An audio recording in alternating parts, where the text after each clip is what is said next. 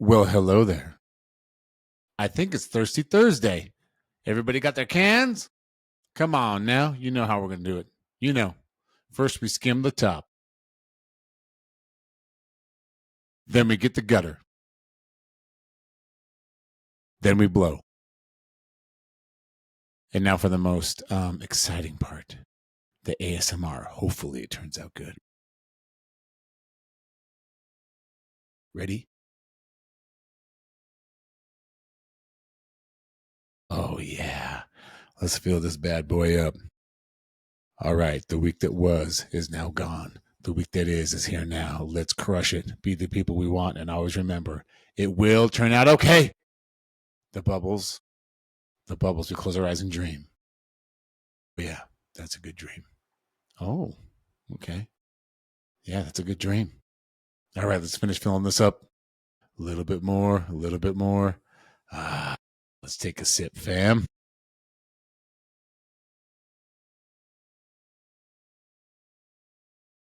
That's good, squishy. All right, let's get into it. And remember, 3, 2, 1. That's a knockout. 3, 2, 1, yeah, that's a knockout. They call me kamikaze, put you in heaven's lobby. On gas, no brakes, you can never stop me. Nah, no, you can never stop me. Yeah, cause I'm the power slap king. Slapson, baby! Hey, fam. Wow. What a crazy week, huh? What a crazy week. I think the most obvious thing to talk about is we buried Pops this week, and I got it all out on the podcast last week. Like I said last week, we knew we weren't going to speak at the funeral, so it was a way for me to get it out. And I mean, talk about a public way of getting it out. But let's be honest, fam, I'm not like fucking Logan Paul or Jake Paul or some shit. You know, a billion people aren't going to see it. But it was good to do that. It felt really good, felt right. And so this week, we actually had to, go ahead and do the burial. It was really nice. There was we had a private viewing where we could see him as a family. That was rough. That one was hard. It really felt like we were saying goodbye that night. And I had to do the family prayer with everyone in the room. And that was rough too. Excuse me, let me back up. I didn't have to do family prayer at the private viewing. The private viewing was just immediate family. And that was really hard. That was rough. But then fast forward to the actual viewing. So the private viewing was on Saturday. The actual viewing was on Sunday. It's supposed to be just about an hour, but I think it went a couple hours. There was a lot of people there for Dad. That's when I had to say the family prayer. And that was very, very hard. I officially knew that was it. I had some moments here and there, I had a few moments where it was like, oh, you're not going to wake up, when they were taking him away on the gurney. I had some moments where, oh, this is real. With the private viewing, I had a moment where I could put my hand on his chest, look at his face, grab his hand, massage his shoulder a little bit. I got to rub his face, his cheek. And that was hard, but those were good moments. But Sunday after the public viewing, people gathered around. I wasn't sure who was going to be there. Funerals are weird though, man. People show up that it's just like, okay, cool. Then people hang around and you're like, okay, cool. And when it all died down, a lot of those okay, cool people stuck around. I've learned that funerals bring out a lot of people that need validation within someone else's death. And that's real. I don't know why. Maybe they're just nervous. But I get the feeling some friends, distant friends, some family, distant family, they might be a little nervous. So they, try and like say their own thing. But I think the majority are just people looking for that strange validation. Oh, I'm a griever. I'm going to go. I don't know you, but I'm going to tell you that I know you. And I'm going to tell you that I'm here for you. And then I'm going to promptly stick around with the family prayer and then bounce and never see you again. So family prayer. We better get a sip now, fam. It is Thirsty Thursday, for crying out loud. Gone like what? Let's look at the clock here. 4 minutes, 42 seconds, and we haven't had a sip yet. This is crime. crime. It's a crime. That's good squishy. Speaking of crime, if you don't get some, I can never do this correctly. Well, there we go. There we go. Oh, there we go. It's like a weatherman. Over here, we're having THC showers and a bit of overclouding, which you consume. GorillaLifestyle.com, Alley15, save 15% and get yourself some freaking amazing liquid, baby. My kid calls me Liquid Jesus. You might turn into Liquid Jesus if you sip some of this stuff. All right, back to the family prayer. Everyone gathered around, got to say a prayer. Tiny niece recorded it. Kind of makes me cringe a little bit, but I understand why. And I just started telling them how, honestly, I don't remember what I said, but it was good to pay tribute to you. I think I said that.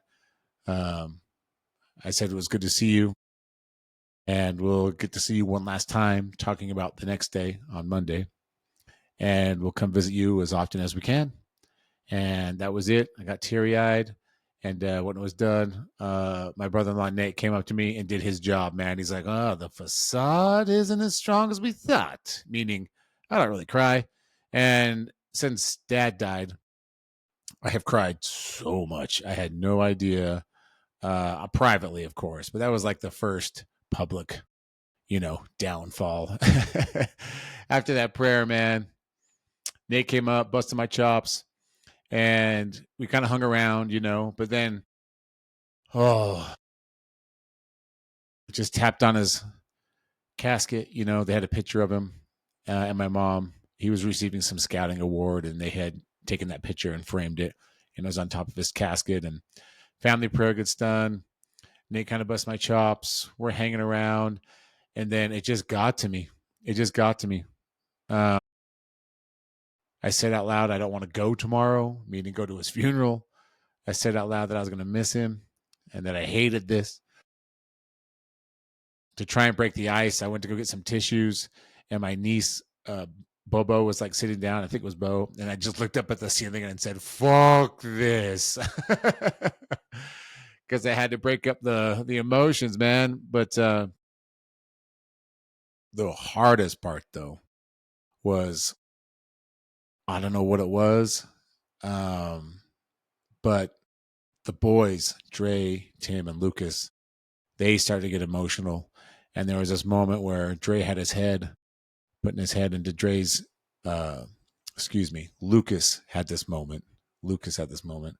Dre was just kind of standing there, and he went up and put his head into Dre's chest, and Dre put his arms around Lucas and made Lucas give him a hug. And once that happened, Lucas lost it. He was just crying. It was so sad, dude. It was so sad. He went into his mom's arms when she saw Lucas was crying, and I came up and gave them a hug and told Lucas he did so good. He went with me to visit Grandpa every night for a lot of nights to help out and just be there and visit, or help turn him when we had to turn him, or get the blanket, things like that. Talk about cars to him. Just let him know he did really well. And then there was a moment where the whole family, so all three boys, me and Allie, were just in a circle, just hugging, crying, and man, it was hard. But we got through it. Got to Tim too. Oh my gosh, it got to Tim. It got to everybody. Dre, I worry about Dre sometimes. He's very internally emotional, like his big dad. I just hope he was able to get it out somehow, because he was a brick. I don't think I saw him shed one tear, man. He was a brick. So I hope he's able to get that out sometime. But the next day was the actual funeral. So we got there about 10:30, and we drove the Mustang, of course. Lucas had a custom suit made, so it said Mustang 1966 on the back, which is perfect. Anyway, got there about 10:30. Texas Tim was there, my boys, a few of the other grandsons. We were all pallbearers, so we just stood by the hearse until they were ready. And then our favorite, mortician was there going like this.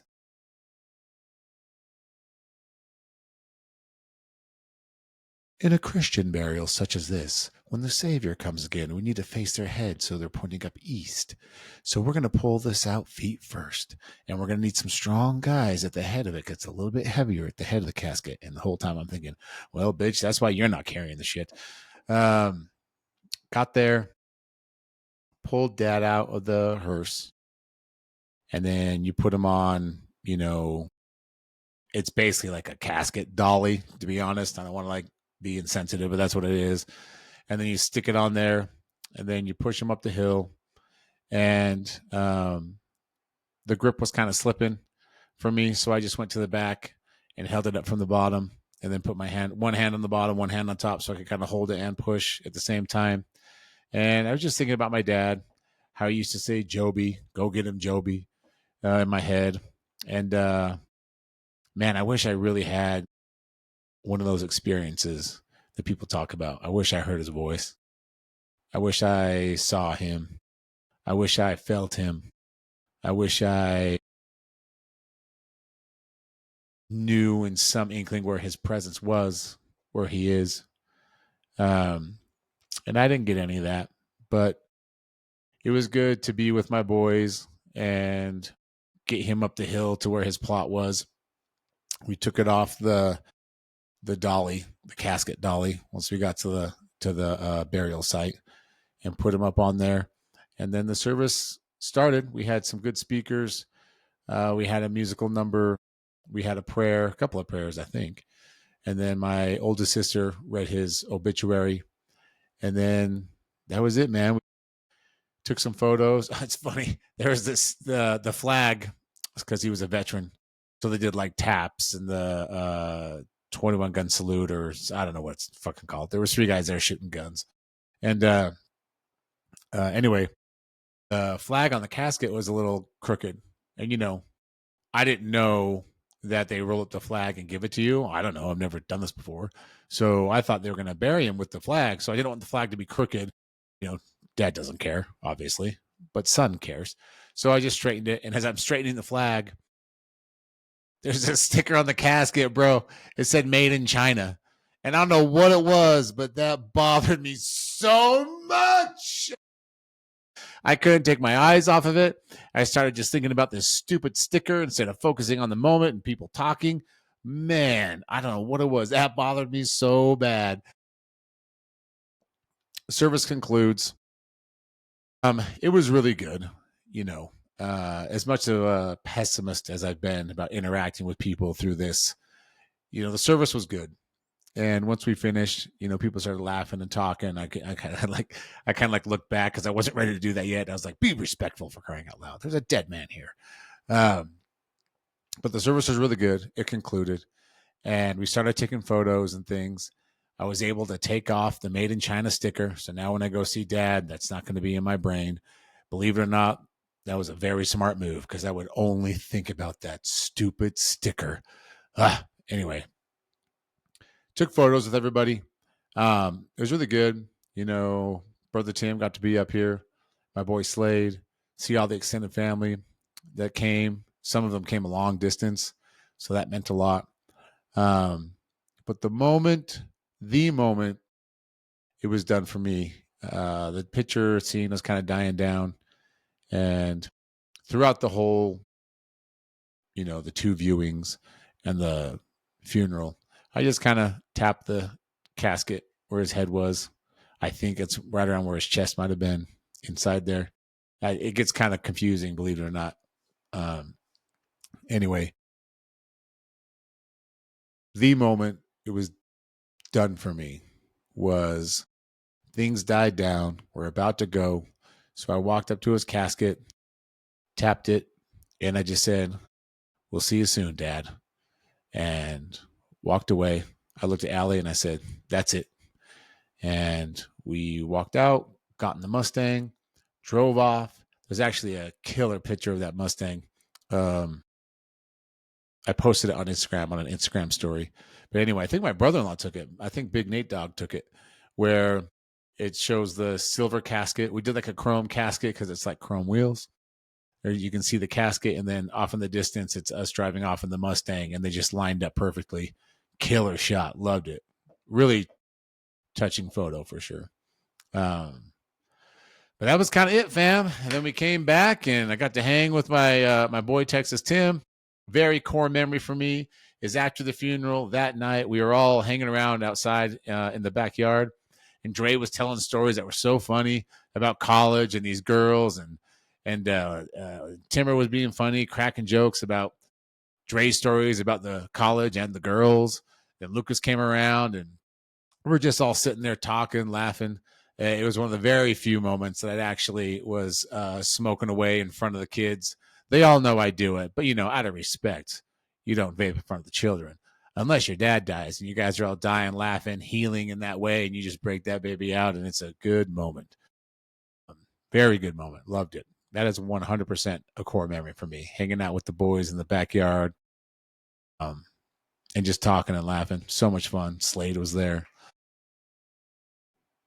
Yeah, anyway, that's pretty much the week, fam. It really is. Everybody was wrapped up in that. Nothing much else, as you can imagine. That was really the week. And still hard. Still miss him very much.